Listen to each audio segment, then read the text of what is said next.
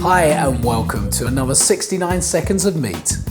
Everyone loves a good stuffing once in a while, and what's better than a hot, plump, juicy bird just waiting for you to get stuck in. My personal favourite is a stuffing full of sausage meat and herbs. It always seems to go down well.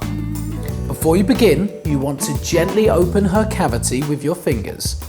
Just spread her legs open and ease the sausage in. For the best results, don't be too rough with her. You don't need to spend hours at it. You'll be done in no time.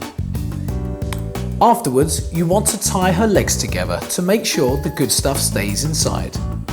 90 minutes in the oven and she's good to go. No need to let this hot bird rest. Just tuck right in. Lovely.